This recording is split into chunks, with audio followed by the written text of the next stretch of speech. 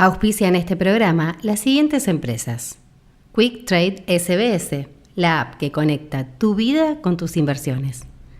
Buenbit, tus ahorros bien invertidos en el mundo. Ya comienza Aftermarket. Julián Josovich en Neura 897. Sesión iniciada. Muy buenas tardes, mis queridos especuladores. ¿Cómo andan? Estamos aquí una vez más iniciando Aftermarket con toda la información y opinión de los mercados financieros al cierre de la semana. Mi nombre es Julián Josovich. Me pueden seguir en Twitter, @Julián Josovich. También en Instagram, Julián_Josovich. Señores, la inflación fue protagonista esta semana a nivel internacional y a nivel local también. Hemos tenido un muy buen dato de inflación en Argentina. Digo, buen dato, no sé si excesivamente bueno, porque a diferencia de otras oportunidades, en esta vez estuvo por encima de lo esperado, pero el buen dato es que la inflación volvió a converger hacia abajo. 4% fue la inflación de julio, cuando el mercado estaba esperando 3,9. Incluso los break-even de inflación en la curva CER y en la curva CER y CAPS estaban tradeando en niveles más bien cercanos a 3,5 o incluso en algunos casos más abajo todavía.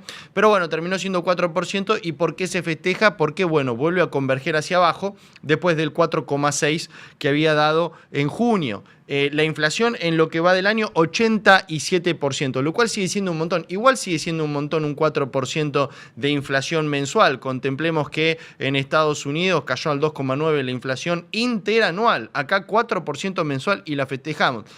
Claramente hay que tener idea de dónde venimos y qué es lo que estuvo pasando en estos últimos meses, en estos últimos años. Obviamente es festejable que tengamos el nivel de inflación más bajo en términos mensuales desde enero de 2022.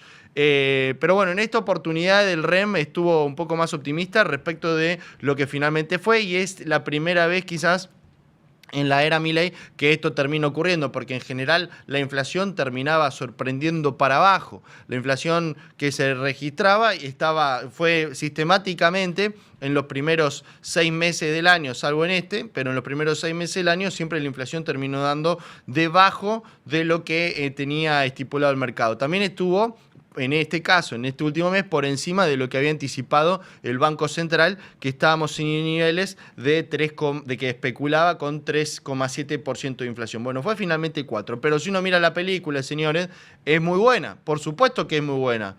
No se le puede restar mérito al gobierno la dinámica inflacionaria. 25,5 puntos en diciembre, 20,6 en enero, 13,2 en febrero, 11% en marzo, 8,8 en abril, 4,2% en mayo, un rebote en junio, 4,6 y finalmente 4% en estos niveles. Ahora, habrá que ver cómo es que finalmente tenemos la dinámica inflacionaria para los próximos meses en relación a lo que puede ocurrir con el futuro de la inflación. Básicamente el mercado está viendo un cierto piso en lo que es la inflación hacia adelante, pudiendo encontrar una resistencia a la baja o un soporte, en términos de 3,5% de inflación. Habrá que ver si finalmente eso termina ocurriendo. Otro dato que se publicó y que también fue muy bueno junto con el dato de inflación es que los salarios en junio crecieron al 6,2%. Recordemos que la inflación, como dije recién, en junio había sido 4,6%. Entonces,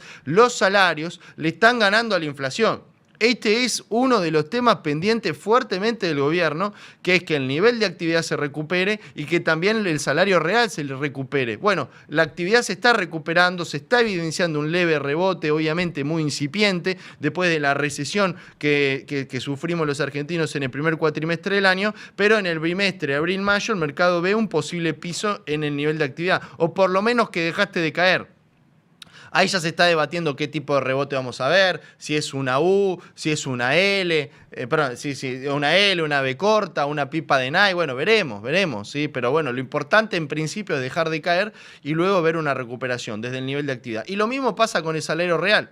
El hecho de que el salario real se haya recuperado por segundo mes consecutivo en junio, pues ya lo había hecho también en mayo, eso claramente es festejable por parte, digamos, por el gobierno y por la sociedad también. Estos dos son las cuestiones más importantes que más sufrió la sociedad producto de la devaluación y de la desaceleración del nivel de actividad y bueno, claramente afectó el bolsillo. Si ahora esto empieza a mejorar, claramente va a ser festejable para el gobierno y también obviamente para la sociedad. Tiene que sentir la sociedad que el esfuerzo que se estuvo haciendo durante estos meses, bueno, tiene su recompensa con un bolsillo que no sufre tanto y con un nivel de actividad mejor en donde las empresas pueden volver a ganar dinero, en donde la contratación digamos, de los trabajadores es distinta, es mejor. Quiero decir que se recupere el salario y también el mercado laboral. Y para eso necesitas una economía más firme. Bueno, eso en principio se está haciendo. Ahora, nada de todo esto, señores, es magia. Nada de todo esto es magia. Porque vos decís, bueno, ok, ¿por qué tenés este nivel de inflación que estás teniendo? ¿Fue magia? No, el gobierno está haciendo exactamente lo opuesto que hacía el gobierno anterior. Este gobierno está haciendo prudencia desde el punto de vista fiscal, que de hecho Milei volvió a señalar que la cuestión fiscal es la cuestión central, es un compromiso inquebrantable. Entonces eso, a la vista de los agentes, te permite anclar expectativas desde el punto de vista de la nominalidad. Entonces el mercado no tiene por qué sentirse que tiene que pricear precios más arriba permanentemente o salir a comprar dólares permanentemente porque sentís que el peso va a perder valor. Entonces, el primer ancla fiscal, que va a ser el primero y que va a seguir siendo durante todo el gobierno de Milei, por primera vez en muchísimo tiempo, prácticamente por primera vez en la historia de la Argentina o en los últimos 70 años, la cuestión fiscal es inquebrantable y eso te da una señal importantísima. Y fíjate los resultados que estás obteniendo. Estás obteniendo una macro mucho más estable, con una dinámica inflacionaria mucho más normal, convergiendo hacia niveles razonables en el mundo. Todavía estamos muy altos, pero estamos en un nivel mucho más bajo. En enero de 2022 la inflación. O sea, estamos en ese nivel desde enero de 2022. Entonces, primera cuestión era la parte fiscal. No gasto de más, entonces no le tengo que pedir guita al Banco Central, porque además tengo el mercado cerrado. No le pido guita al Banco Central, el Banco Central no emite y si no emite se baja la inflación. La segunda cuestión, que también Milei lo detalló en esta última semana, es limpiar la hoja de balance del Banco Central. Claro, como no emito y el Banco Central tampoco emite, entonces no tuvo que emitir pasivos remunerados durante todo este tiempo y encima los limpió completamente porque fue bajando la tasa, haciendo que esa baja de tasas le requiera al Banco Central emitir cada vez menos pesos para pagar los intereses de los pasivos remunerados.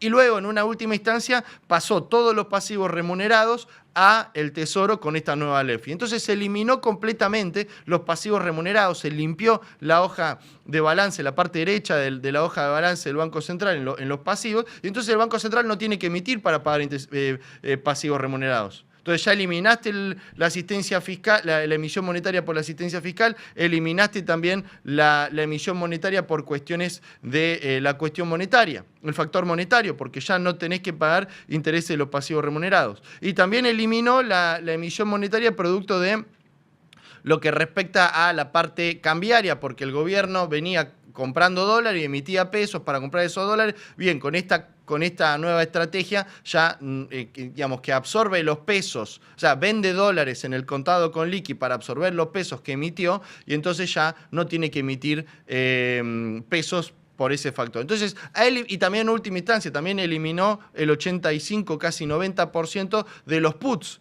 que es un pasivo contingente que le puede generar algún tipo de emisión monetaria. Entonces, ha eliminado completamente todas las variables de emisión monetaria.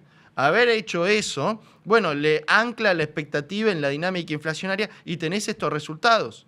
Se eliminó todas las variables, no más emisión para pagar deuda del Tesoro, no más para pagar deuda del Banco Central, no más para comprar pasivos remunerados, no más para pagar los pasivos contingentes, no más para pagar, las reservas. Entonces, listo, el gobierno encuentra a la emisión monetaria como el enemigo número uno.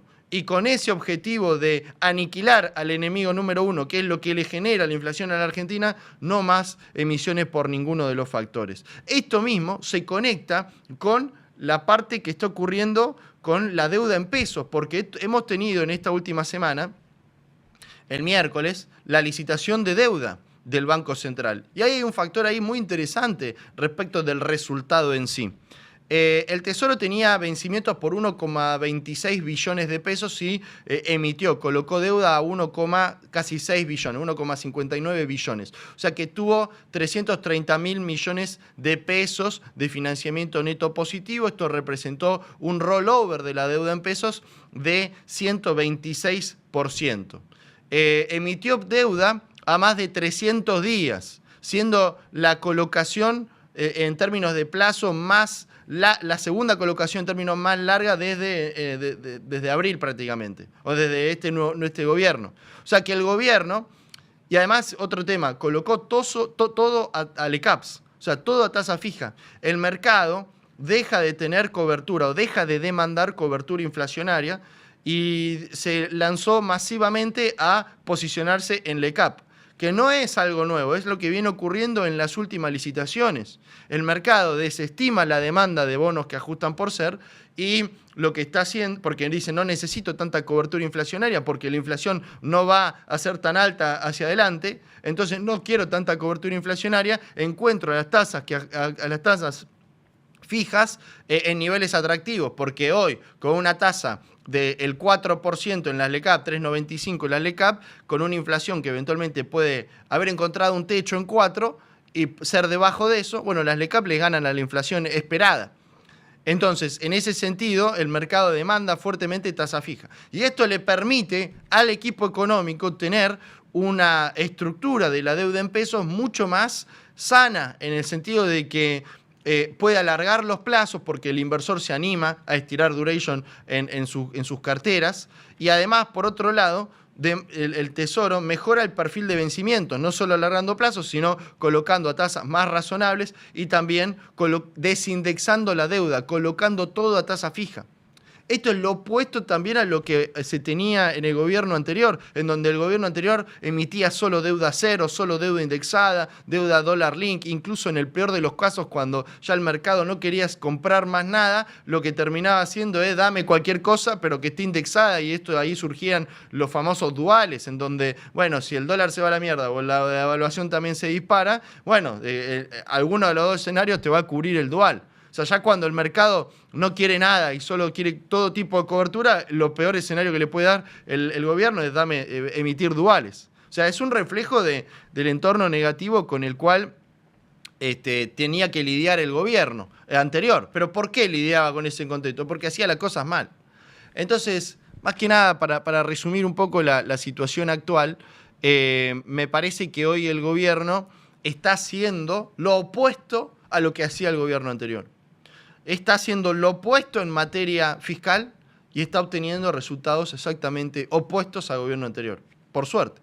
Está haciendo lo opuesto en materia monetaria y obtiene resultados exactamente opuestos. Cuando antes tenías un deterioro en la hoja de balance, hoy tenés una hoja de balance mucho más equilibrada. Hacer lo opuesto en materia fiscal te generaba un desequilibrio económico y una aceleración inflacionaria en forma permanente. Bueno, hoy tenés lo opuesto. Hacer lo opuesto en materia cambiaria, pérdida de reservas y que tenía que emitir pesos con estos dólar soja, cosas totalmente desprolijas que en última instancia no mejoraban la hoja de balance del Banco Central. Bueno, el gobierno actual dice, yo sigo con mi estrategia de crawling peg, sigo con este nivel de tipo de cambio real multilateral, que lo que eventualmente mejore la competitividad de Argentina no va a ser una devaluación, sino que va a ser en realidad una mejora desde el punto de vista digamos, de competitividad producto de la productividad o de baja de impuestos. Pero bueno, en definitiva, nada, me parece que está obteniendo resultados distintos. Y lo mismo lo obtenés en lo que tiene que ver con la parte de la deuda en pesos, porque antes el gobierno achicaba plazos. Antes el gobierno achicaba plazos con la emisión de deuda y tenía que emitir todo indexado. Bueno, hoy alarga plazos y emite todo desindexado. Eso es fantástico para el gobierno. Claramente es mucho más normal una situación así, en donde el gobierno puede obtener resultados distintos respecto de lo que tenía en el pasado. Y a todo esto hay un factor adicional que hay que agregarlo, que también fue importante en esta última semana. Hemos tenido una batería de noticias en Estados Unidos que claramente impactan en lo local, porque la inflación estuvo debajo de lo esperado en Estados Unidos, 2,9 cuando el mercado esperaba 3%, se acerca la inflación en Estados Unidos a los objetivos que tiene planteado la Reserva Federal del 2%. Habíamos tenido antes también el dato de desempleo en Estados Unidos que subió al 4,3 cuando el mercado esperaba 4,1, es decir, más desempleo y menos inflación. Pero también tuvimos un dato adicional a mitad de semana, el jueves, en donde se conoció el dato de ventas minoristas. De 1,1 fue el resultado de ventas minoristas. Y eso reavivó la idea de un escenario en donde, ok, tenés menos inflación, más desempleo, pero ventas minoristas creciendo al 1,1 por encima de lo esperado. Entonces, todo este combo de noticias reavivó la idea de que efectivamente la economía de Estados Unidos puede apuntar a un soft landing, es decir, un aterrizaje suave, en donde no entramos en un entorno recesivo, no entramos en una crisis económica, de pérdida de empleos brutal, en donde la Reserva Federal tiene que actuar rápidamente para calmar las condiciones del mercado. No, todo lo contrario. Hay una inflación más baja, un desempleo más alto, pero que el consumo todavía se mantiene alto. ¿Por qué es importante el consumo? Porque 3/4 partes de la economía de Estados Unidos responde al consumo interno. O sea, el 75% del PBI responde al consumo interno. Entonces, si vos tenés que el consumo se mantiene elevado, entonces la economía no estaría rumbo a una recesión. Si la economía no está rumbo a una recesión, entonces la Reserva Federal no tiene que bajar rápidamente la tasa de interés. Por eso es que creció en estas últimas horas la probabilidad de que la Fed baje la tasa en septiembre, pero en 25 puntos básicos. ¿Por qué digo todo esto? Antes se esperaba 50. ¿Por qué digo todo esto? Es importantísimo para la Argentina. ¿Por qué? Bueno, básicamente porque el año que viene el gobierno tiene que volver a los mercados internacionales de deuda, en donde, bueno, tiene que rolear parte de los vencimientos que tiene. Si lo hace en un entorno donde no tenés una crisis económica grave y baja la tasa de interés, es un entorno mucho más propicio para el regreso a los mercados internacionales. Entonces, resumiendo todo lo que estuvo pasando en la última semana, tenés un contexto internacional que evidentemente te puede jugar a tu favor con un easing monetario, relajación monetaria sin recesión, sin crisis económica, y desde lo local tenemos un gobierno que efectivamente está haciendo exactamente lo opuesto que hacía el gobierno anterior, en donde, bueno, el resultado del gobierno anterior nos dejó al borde de una hiperinflación, sin reservas, con crisis, con un cepo tremendamente recargado, etcétera. Bueno, este gobierno está haciendo exactamente lo opuesto en materia fiscal, en materia monetaria y en materia cambiaria, y está encontrando resultados completamente distintos, con una inflación más baja y también con un mejoramiento en el perfil de deuda de Argentina, obviamente en pesos. Así que, bueno, una semana positiva, por supuesto, para la macro local y también proveniente también de variables internacionales. Para analizar un poquito más de todo esto, señores, no estoy solo. Hoy va a estar charlando conmigo. Ella es Pilar Tabela, Head de Research Macro y Estrategia de Balance. Hola Pilar, ¿cómo andás? ¿Cómo va todo? Hola Julián, ¿cómo estás? Muchas gracias por la invitación. Muy bien, muy bien. Bueno, muchas gracias a vos por conectarte. Bueno, quiero preguntarte un poco, ¿no? Sobre hacer una conexión un poco entre, primero, ¿qué opinas del dato de inflación? Pero también un poco en cuanto al reflejo de lo que espera el mercado sobre esa dinámica inflacionaria en el resultado de la licitación. Vamos por partes. ¿Qué te sorprendió el dato de inflación? ¿Era lo que esperabas o no? Sí, el dato de inflación salió bastante en línea con lo que nosotros esperábamos y el consenso, o sea, salió en 4%, nosotros lo teníamos en 3,9%. Ya con el dato de Cava ya nos habíamos dado cuenta que no podía dar demasiado bajo, pero definitivamente un buen dato mirando para atrás y de dónde venimos, ¿no? Lo que llamó un poco la atención fue que la inflación subyacente, la core, dio un poco más alto de lo que esperábamos. Nosotros creíamos que iba a estar más en 3,6, terminó un poco más alta, pero si bien puede llegar a haber algún impacto de que la actividad empiece a recuperarse, creemos que una buena parte de esa mayor inflación puede estar explicada por las vacaciones de invierno. De hecho, estimamos que eso dio como 0,6 puntos a la inflación de julio.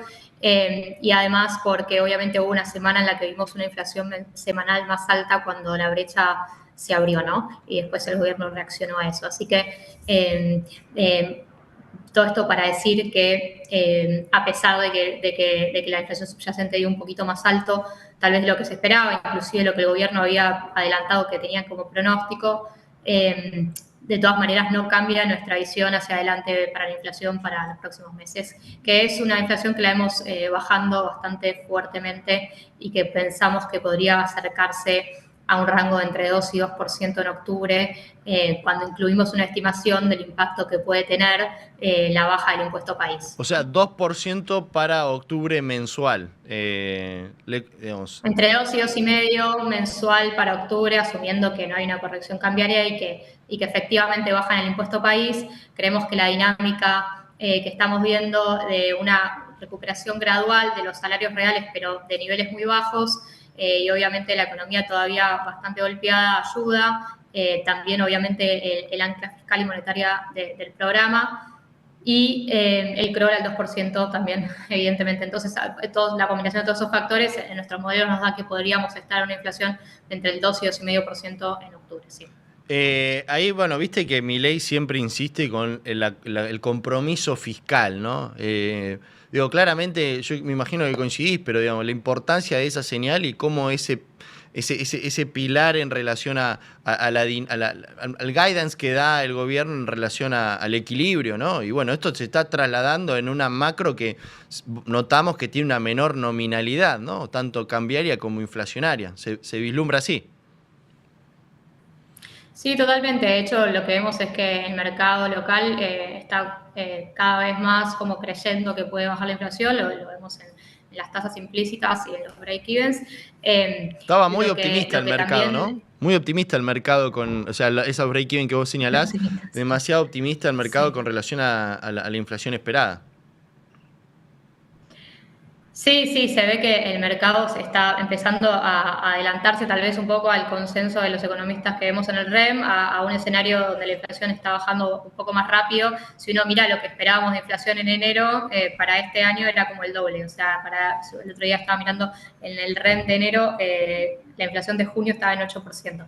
Obviamente, en ese momento, o sea, había muchísima incertidumbre no solamente sobre el programa, también sobre lo político, sobre cuándo se iban a levantar los controles cambiarios. En ese momento no se sabía, digamos, si el gobierno iba a optar por la dolarización o no, había mucha incertidumbre, y eso explica una gran parte de por qué en ese momento se podía pensar que la inflación todavía podía estar tan alta, pero también es verdad, hay que decir que el pass-through de la devaluación fue un poco menor a lo esperado, a lo que vivimos en otras ocasiones, en parte creo por la recesión y por la posibilidad que tuvo el gobierno de mantener el 2% de CROL, con un montón de otros, en parte por una devaluación inicial bastante más alto de lo esperado, y yo creo en parte porque, bueno, también se estuvieron haciendo, por ejemplo, diferimiento de pagos de importaciones, lo cual generó menor presión sobre las reservas.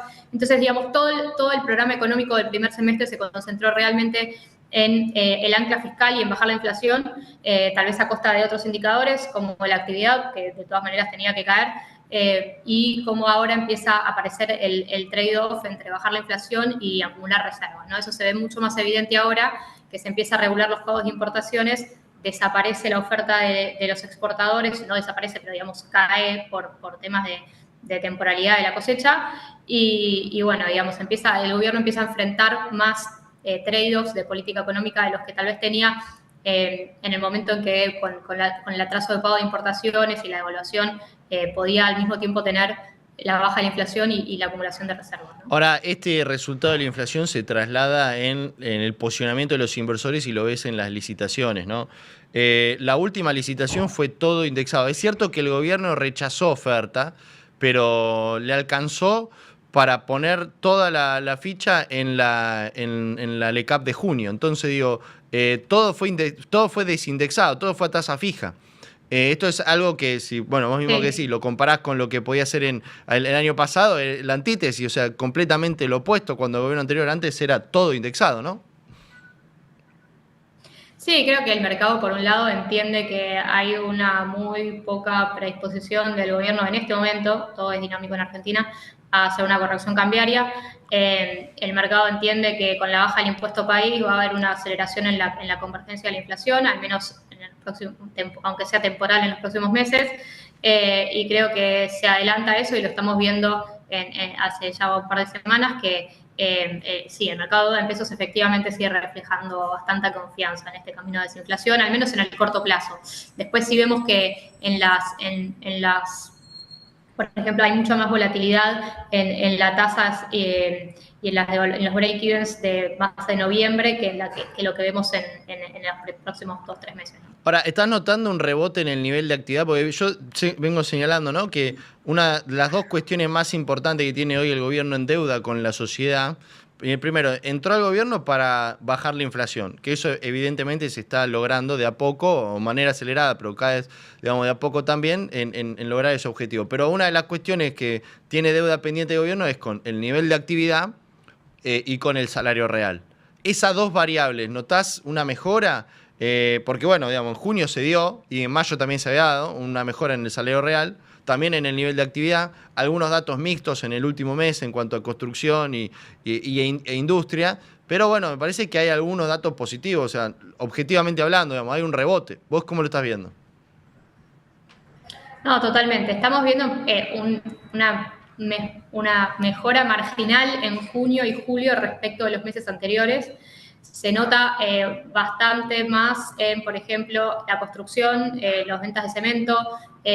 También se está viendo una recuperación en el margen de los préstamos al sector privado. Hay algunos indicadores de alta frecuencia que empiezan a mostrar o a sugerir que en el tercer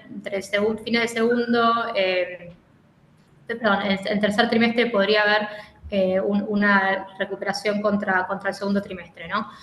Obviamente uno tiene que acordarse que los números del PIB están siempre como manchados, si se quiere, por el tema de la sequía, que obviamente cuando uno mira en realidad esta recesión y le saca el efecto positivo que está teniendo el sector agropecuario, en realidad la recesión es bastante más profunda de lo que tal vez los números del PIB van a estar reflejando, y se ve y es más congruente con la dramática caída que hubo en los salarios reales. Pero a lo que vos venías preguntando, sí, efectivamente estamos viendo una recuperación de los salarios reales que creemos que va a continuar. También la apreciación real probablemente ayude entre una recuperación del salario real y la apreciación real que estuvimos viendo a un repunte un poco más del consumo en el tercer trimestre, que creemos que ayuda, obviamente, que es necesario. De todas maneras, creo que para tener un crecimiento más sostenido va a ser necesario terminar de resolver, si se quiere, el esquema cambiario y monetario, sí, que todavía el gobierno no lo puede hacer hoy, ¿no? Sobre ese tema te quería preguntar, porque tu proyección de inflación, dijiste, no incluye el tema del cepo prácticamente, porque lo ves a octubre. Digamos, ¿cuándo, tu modelo, cuándo da la salida del cepo? Primero, ¿esta inflación nos acerca a eso o no? Sí, yo creo que el gobierno está esperando tener inflaciones más bajas para, en todo caso, decidir qué hacer. Creo que hay muchas variables que entran en juego, no es una cosa que nosotros podamos modelar, es una decisión casi de política, inclusive, o sea, de política económica, pero más política tal vez, si están dispuestos a tener alguna corrección que sea vista como una inversión hoy para que el año que viene, digamos, tengas una transición hacia una elección un poco más, con un poco menos de incertidumbre, ¿no?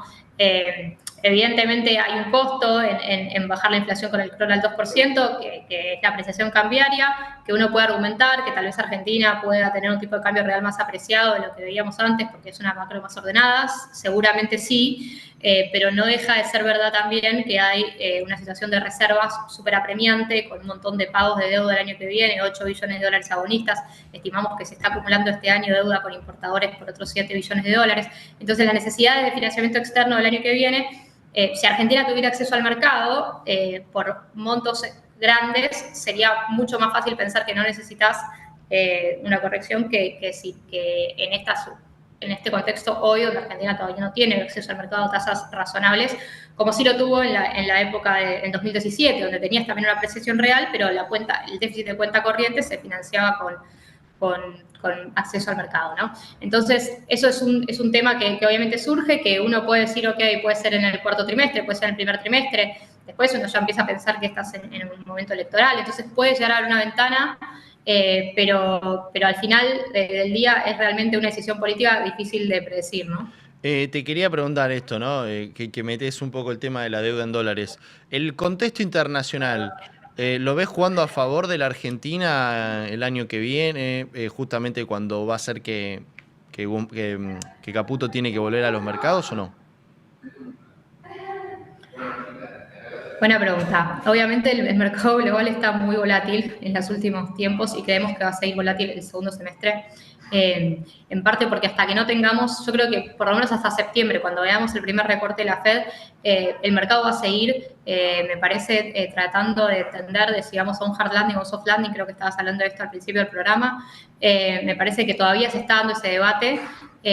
Definitivamente me parece que hubo una sobrereacción inicial ese lunes donde con esos datos de empleo hay un montón de indicadores que están mostrando que la economía realmente no está entrando para nada en recesión, pero bueno, está este temor de que tal vez a la Fed se le fue la mano con la tasa muy alta por demasiado tiempo y que tenga que corregir mucho más rápido, y toda esa incertidumbre genera volatilidad y no es el contexto ideal, obviamente, cuando tenés estas correcciones donde uno dice, bueno, pero si la tasa de la Fed va a estar más baja, ¿por qué eso no es una, o sea, si van a hacer más cortes, ¿por qué no es una buena noticia? Bueno, porque si el mercado predecía eso, en realidad es porque están preocupados por un escenario de aterrizaje forzoso, ¿no? De hard landing. Y ese es un escenario donde en realidad al final el menor crecimiento de Estados Unidos termina siendo peor que la baja de que lo que te genera la menor tasa de Estados Unidos, ¿no? O la menor tasa de la Fed.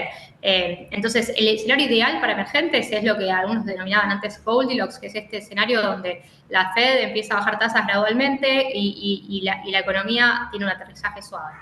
Yo creo que todavía es más probable, por los indicadores que estamos viendo, que estemos en ese escenario, pero el mercado se debate cada dato que sale y creo que se va a seguir debatiendo esta cuestión, y hasta que eso pase puede ser que haya un poco menos de apetito al riesgo, o tal vez tengas días y días, ¿no? O sea, semanas y semanas, a lo que se le suma, además, obviamente, las elecciones en Estados Unidos, donde se entiende que si ganara Trump puede ser un dólar más fuerte, lo cual puede complicar también más sí. a todas las monedas emergentes y por lo tanto a la Argentina, a pesar de que haya cepo, ¿no? Con relación a los bonos en dólares, ¿no? Para que Argentina vuelva a los mercados internacionales tienen que cotizar en niveles más altos, lo que igual implica rendimientos más bajos y un riesgo país también más bajo. ¿Lo ves eso posible? Digo, hay una política del gobierno de intentar volver a los mercados internacionales, como sabe que no llega, habla del tema de los repos y demás, pero digamos, me parece que pasado esta ventana va a intentar sí o sí volver a los mercados, pero eso implica bonos más altos. Dicho eso, ¿ves alguna oportunidad en los bonos en dólares? Digo, no, ¿están bajos hoy los bonos en dólares? También pensando en esta macro más ordenada. Esa macro más ordenada coincide con los bonos en dólares hoy, con los precios de los bonos en dólares. Quiero decir, ¿están baratos los bonos si la macro está más ordenada? ¿O por qué están tan en estos niveles los bonos con la macro más ordenada que tenemos, incluso incorporando un contexto internacional favorable, ¿no? Para la Argentina? No, totalmente. Ahí hay que separar por partes, yo creo, en tiempo. Digamos, en el corto plazo tenés un tema de que están cayendo las reservas, que obviamente uno puede decir, bueno, pero esto es temporal, o sea, eventualmente viene la cosecha, etcétera, pero cuando uno mira las necesidades de dólares, si querés, el año que viene y los usos, digamos, de dónde pueden salir los dólares, todavía se ve un gap, ¿no? Entonces, eso sigue siendo un tema y que obviamente se puede resolver o no, y vos decís, es el huevo y la gallina, porque, bueno, si tenés acceso al mercado, eso se resuelve muy fácil, pero entonces para eso los bonos tienen que subir en precio. Pero bueno, la realidad es que todavía se percibe cierto temor a que, por ejemplo, el gobierno siga priorizando la baja de la inflación, no se anima a tener un salto cambiario, las reservas siguen cayendo, por alguna razón no sale un programa con el Fondo Monetario, que es por ahí uno de las posibles fuentes de dólares entre este año y el que viene. Digamos, sigue habiendo cierta incertidumbre, a pesar de que es verdad que el gobierno ya mostró un montón de avances, sobre todo en la parte fiscal. Me parece que todavía siguen dudas acerca de la sostenibilidad del esquema cambiario y monetario, y si eso se resolviera podría posiblemente ayudar en conjunto con financiamiento externo, que tal vez el primero no sea del mercado, sea de multilaterales del fondo, y un RIPO, que es un acceso al mercado indirecto, obviamente a tasas mucho más altas, más forzado, en un escenario en el que todavía no pueden emitir como otro país de la región, digamos, de spreads un poquito más abajo, similares pero un poco más abajo, esa sería como la opción B, tener financiamiento vía RIPO, financiamiento vía multilaterales y fondos. La probabilidad de default yo creo que es baja, pero eso no significa que el mercado no va a seguir teniendo ciertas dudas, sobre todo creo en estos meses en los que el gobierno hace estos anuncios de que va a intervenir en el mercado, en el contado con reservas. Entonces lo que se percibe es que el gobierno hoy está priorizando la baja de la inflación por sobre la acumulación de reservas. Entonces vemos como si fuera una especie de decoupling entre lo que vemos en la brecha que cae y entre lo que vemos en los bonos en dólares que por un momento también cayeron, ¿no? Ahora, a mediano plazo yo creo que lo más probable es que el gobierno termine resolviendo este dilema, tenga un programa más sostenible, creemos que va a ser positivo todavía los resultados fiscales del segundo semestre, a pesar de que inclusive sacando el impuesto país, creemos que eso en gran parte se compensa con el blanqueo, con la moratoria. También hay un poco de ruido político que no hay que dejar de mencionar por este tema de la movilidad que podría aprobarse en el Senado. Se entiende que Milei puede vetar una buena parte de la ley, pero va a generar un 0.4 del PIB costo en el segundo semestre. Entonces todavía incertidumbre acerca de las negociaciones con el fondo, que digamos, todavía no se avanzó del todo. Entonces, digamos, hay algunos temas en el corto plazo que todavía creo que no dejan que los bonos tal vez reflejen que la probabilidad de pago digamos, que está aumentando sustancialmente la sostenibilidad macro del programa. Habiendo dicho eso, cuando mirás la parte corta de la curva, los bonos, los bonales y los globales 30, 29, se ve claramente una mejor performance. ¿Por qué? Porque el mercado ya está prediciendo bastante probabilidad alta de los pagos del año de enero y inclusive de julio. Sí. Con lo cual, sí creemos que puede haber más upside si se termina de ordenar esto macro. Por el momento, con estos interrogantes que hay en los próximos meses o semanas, al menos, creo que la parte corta tal vez te da esa menor posibilidad o sea, menor downside por el hecho de que creo que la probabilidad de pago es alta el año que viene y vas a seguir teniendo una mejor performance hasta que no se termine de ordenar la macro de la parte corta de la curva. Entonces nos gusta más, a pesar de que es un trade un poco más conservador, ¿no? Por lo menos en el corto plazo. Bueno, vamos a ver cómo sigue. Yo creo que no están incorporando del todo los bonos estas mejoras. Claramente, como bien lo explicaste, hay mucha incertidumbre, muchos signos de interrogación, así que bueno, veremos la dinámica futura. Pilar, muchas gracias por la charla. No, gracias a ustedes. Bueno, estuvo ahí con nosotros Pilar Tabela, Head de Research Macro y Estrategia de Balance. Unas cuestiones ahí también para agregar. El tipo de cambio, el contado con liqui, estuvo operando a la baja desde junio hasta la fecha estuvo operando a la baja. Y es no solo que estuvo operando a la baja, cayó 13% el contado con liqui desde los máximos que tocó, que hay un poco por encima de los 1.400 hasta los valores actuales, o sea, una caída del 13%. Y es la moneda en Latinoamérica que más se aprecia desde entonces. Todavía en el año es la moneda que más sube, el dólar en Argentina es el que más sube en Latinoamérica. Pues sube casi 17-18% el dólar y es la moneda que más sube detrás de Brasil. Detrás sigue Brasil, que está a 12-11% el dólar en Brasil. Ahora bien, me parece que ahí hay cuestiones que están jugando a favor del tipo de cambio en Argentina, en donde, bueno, tiene que ver esta nominalidad más ordenada, pero también ahí hay cuestiones que pueden ser que están ingresando dólares por el tema del blanqueo, y eso mantiene un poco aplacado la dinámica cambiaria. Eso también hay que sumarle la estrategia del Banco Central de contener un poco la dinámica cambiaria, justamente la brecha, vendiendo parte de los dólares que compra en en el que compra en el MULC los vende en el contado con liqui, básicamente para absorber los pesos que emite y contener la brecha. Así que ahí hay un escenario en donde la cuestión cambiaria también juega a favor de una menor nominalidad en la Argentina, porque si el dólar no se dispara, tampoco se traslada a los precios en la economía real. Así que bueno, ahí también juega a favor los últimos datos del mercado.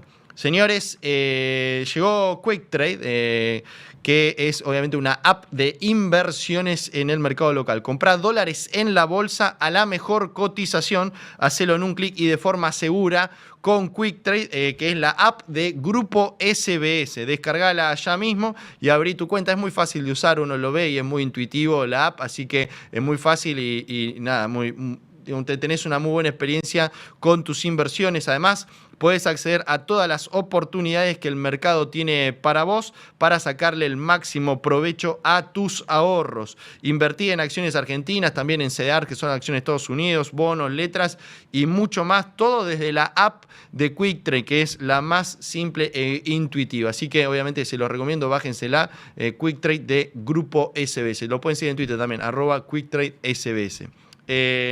Así que, bueno, tenemos el otro invitado, ¿no? Si no me equivoco, está con nosotros Federico Ongue. Él es CEO de Buenbit.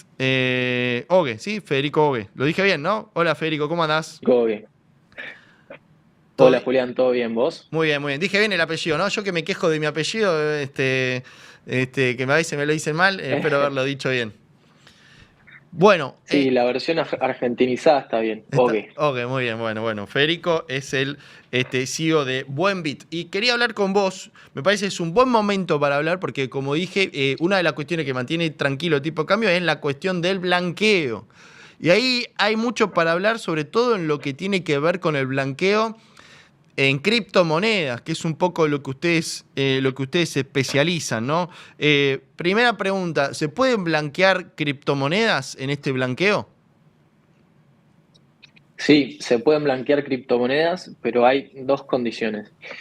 La primera, tienen que estar depositados en una empresa PSAB, que es una empresa que está regulada, está registrada en la CNB. Nosotros, Buenbit, somos un PSAB, proveedor de servicio de activos virtuales. Y segundo, es que tienen que haber sido adquiridos antes del 31/12/2023. Si cumplen esas dos condiciones, se puede blanquear todo el monto que quieras en criptomonedas. Bueno, por otro lado te veo, ¿quién puede adherirse entonces al blanqueo? Pueden ser personas físicas y personas humanas. Desde cualquier monto no hay un mínimo y tampoco hay un máximo. Y a partir de los $100.000 se cobra el impuesto al 5%, ¿no? Debajo de eso, como en el blanqueo, no se cobra nada, digamos. Debajo de los $100.000 no se cobra nada.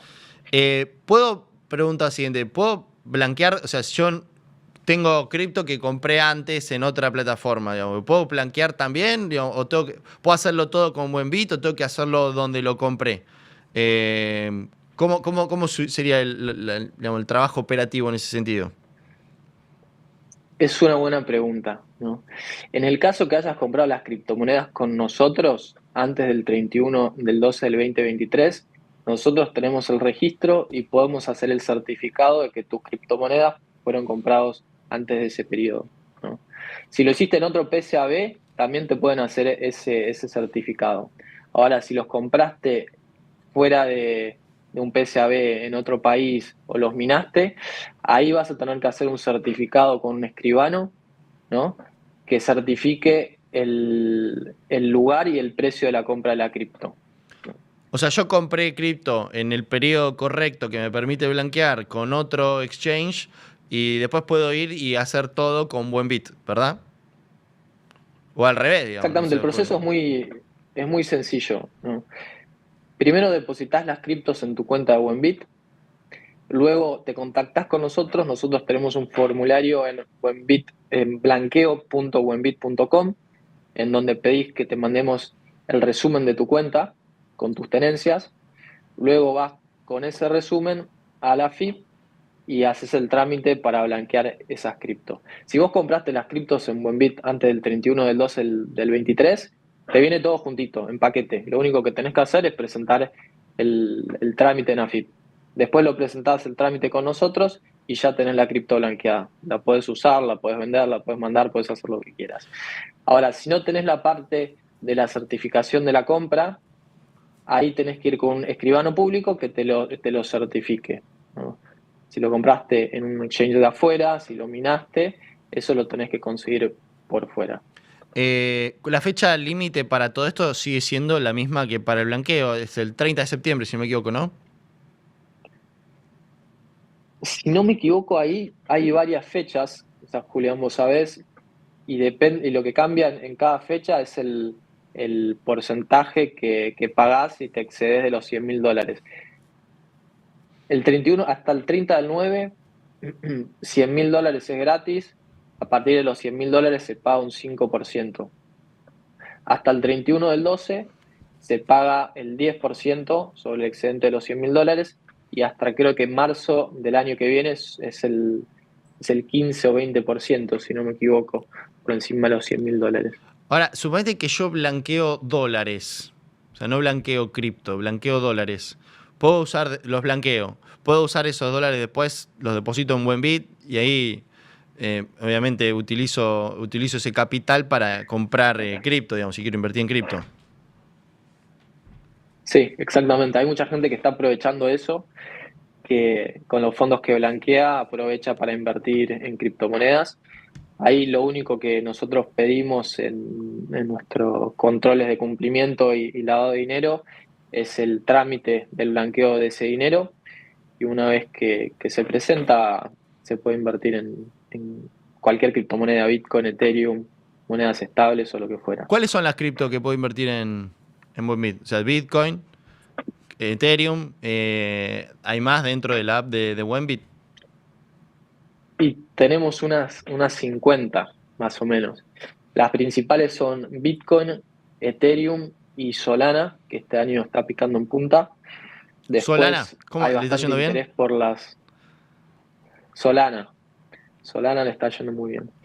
Tenemos los meme coins que se pusieron de moda también este año. Tenemos Pepe, WIF, Dogecoin y otras. Y después tenemos un montón de otras criptomonedas, de otras blockchains y demás proyectos, pero son más chiquitas. Las principales, Bitcoin, Ethereum, Solana. Las monedas estables, USDT, DAI y USDC. Y también tenemos meme coins para el que quiera. ¿Qué opinas de las jugar meme un poquito más coins? con la timba. Eso, ¿qué opinas de las meme coins?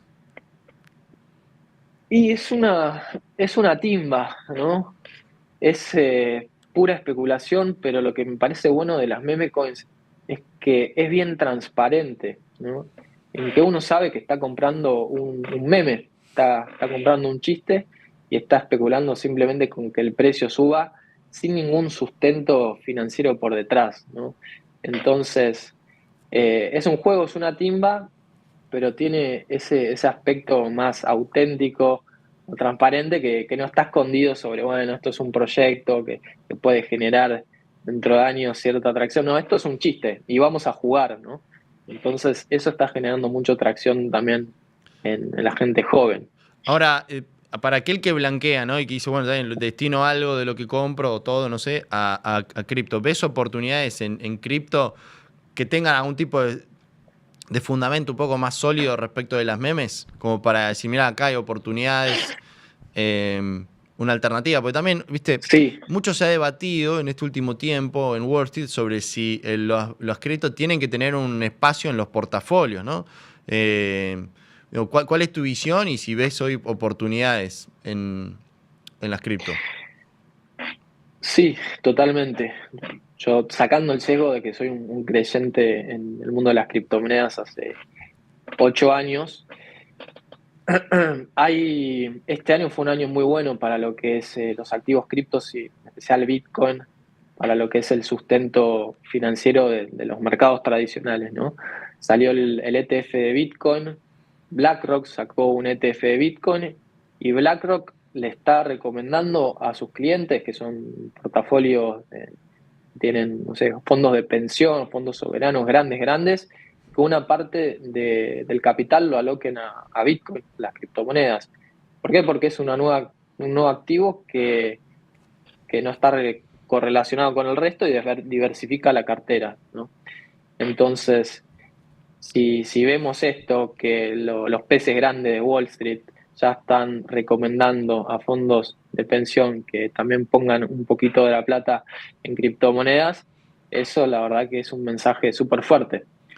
Y si le sumamos a que las tasas de interés también deberían bajar de acá a fin de año, y si Trump llega a ganar las elecciones, que Trump es un presidente súper pro cripto, esas cosas podrían generar un cóctel muy, muy bueno para que el precio de las criptos o el precio de Bitcoin suba, ¿no? Entonces, el tema de bancarte nosotros la estamos volatilidad, ¿no? optimistas este año.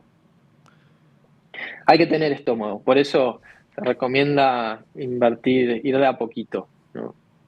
Sí, yo tengo la experiencia de que mucha gente, no sé, también, viste, desde el punto de vista de educación, para mantener al inversor a lo largo del tiempo, que no tenga una mala experiencia, me pasa que muchas veces la persona que arranca con cripto nunca compró una acción, por ejemplo. Entonces como que quizás arranca con, como bien dijiste, ¿no? Que tenés que tener estómago, arranca con algo extremadamente volátil, que puede ser una muy buena inversión, porque los retornos que ha dejado el Bitcoin o las cripto en general, ha sido fantástico a lo largo del tiempo. Lo que pasa es que las idas y vueltas dejan mucho muerto en el medio. Entonces ahí me parece que el tipo que arranca y que nunca empezó con algo antes para conocerse como inversor y ver cómo se siente él, ante fuertes caídas o incluso ante fuertes subidas, como no se conoce, termina teniendo quizás malas decisiones de inversión porque se deja llevar por el mood propio, ¿no? ¿Qué opinas de eso? La persona que nunca compró una acción y de repente entró a full en Bitcoin. ¿Ustedes los guían, los ayudan? Digamos, ¿qué opinas?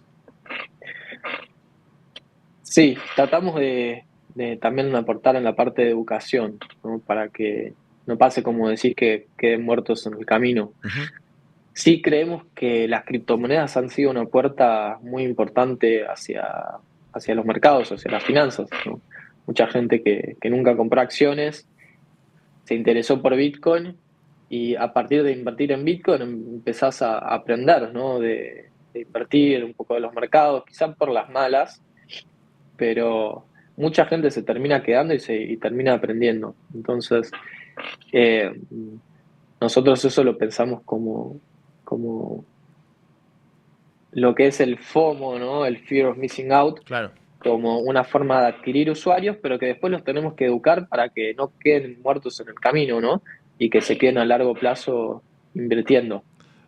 Entonces hay que tomarlo con cautela. ¿Hay manera de diversificar en el mundo cripto? Quiero decir, ¿yo diversifico si compro Bitcoin y Ethereum? ¿Estoy diversificando el riesgo o es en realidad lo mismo? Si yo tengo una cartera de cripto, ¿cómo diversifico?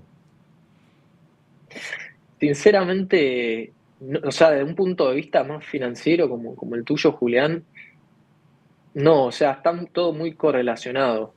Uno cuando se mete más en el mercado se empieza a dar cuenta de ciertas como tendencias que hay, que por ejemplo las subidas de las monedas secundarias o no tan conocidas como Bitcoin vienen con cierto retraso después de una subida de Bitcoin. Uh-huh.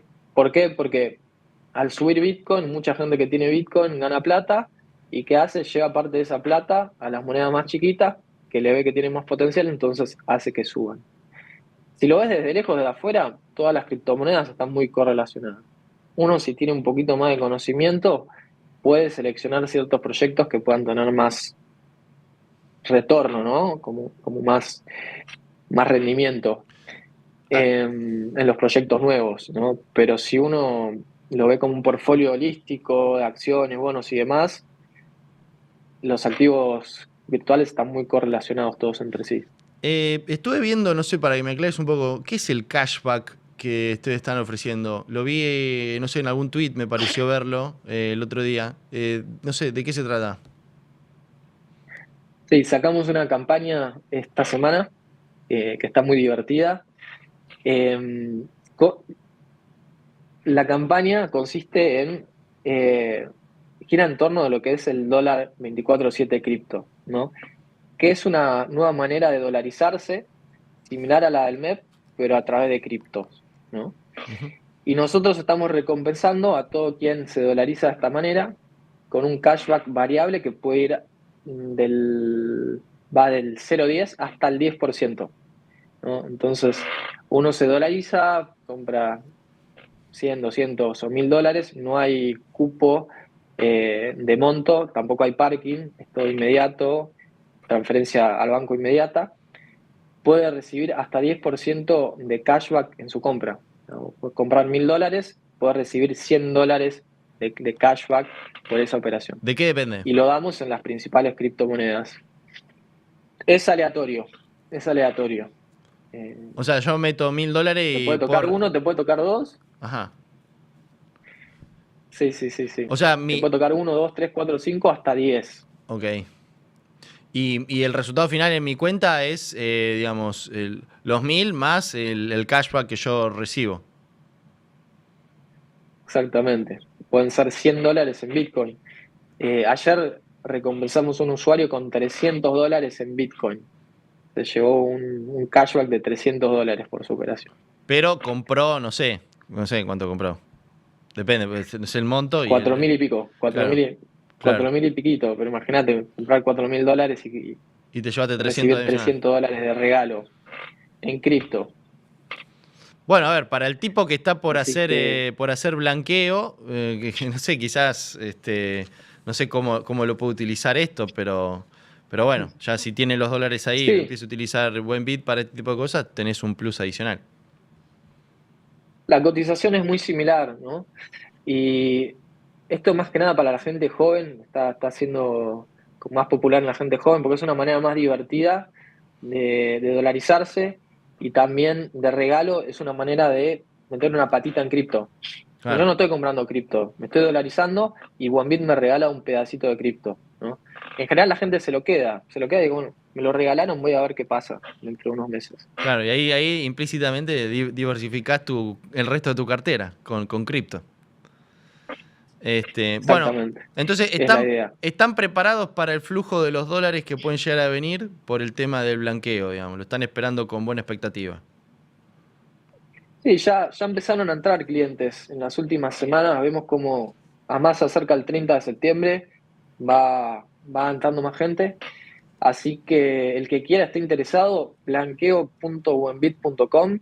Tenemos un formulario, tenemos un explicativo y tenemos gente para asesorar. Así que el que quiera, más que bienvenido a blanquear con nosotros. El blanqueo de 2016 fue más intenso las últimas 2 semanas prácticamente, en donde ahí entró casi todo, digamos. Así que si va a haber un aluvión, nos vamos a dar cuenta esas 2 últimas semanas, ¿no? Como para tener referencia. Vamos a ver. Yo creo que sí. Pero ya está habiendo interés, está interesante.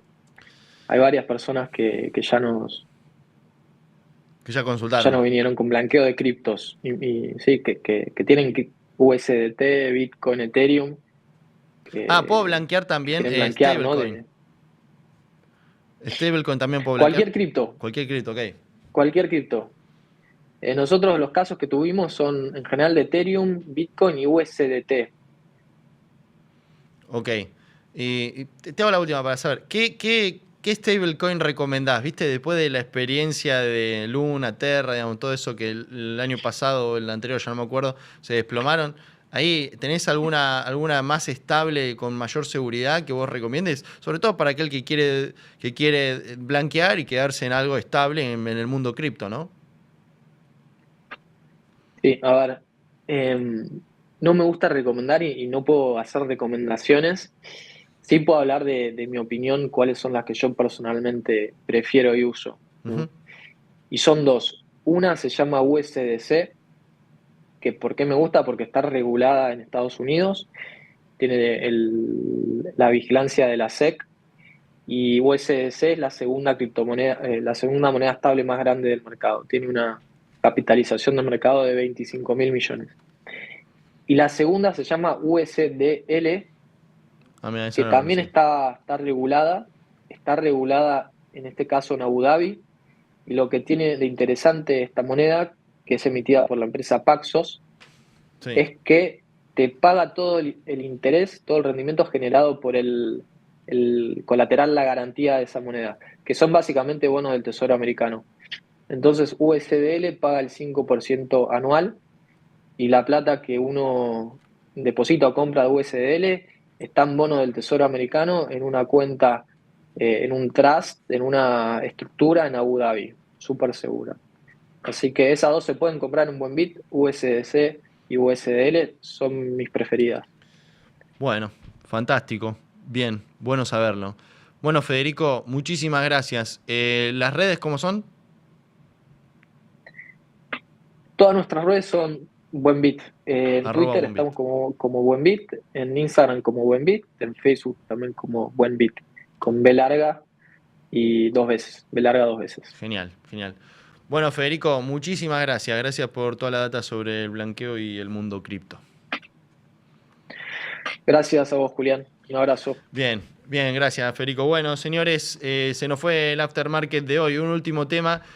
Córdoba es cultura, señores. Tenés cines, tenés teatro, danza, también tenés humor, tenés artes visuales, festivales, tenés música barroca, tenés museo, tenés de todo, tenés Córdoba. Buscá en cultura.cba.gov.ar. Agencia Córdoba, Gobierno de Córdoba, Gestión Martín Yarlor. Así que visiten Córdoba, obviamente una muy linda ciudad. Señores, nos vemos la semana que viene. Como le gusta decir a mi querido Jim Cramer de This Always, a Bull Market Somewhere. Hay siempre un mercado alcista en un lado y desde acá te lo estaremos contando. Hasta el próximo viernes. Chau. Julián Josovich, Aftermarket. Viernes de 19 a 20, solo en Neura. Aftermarket.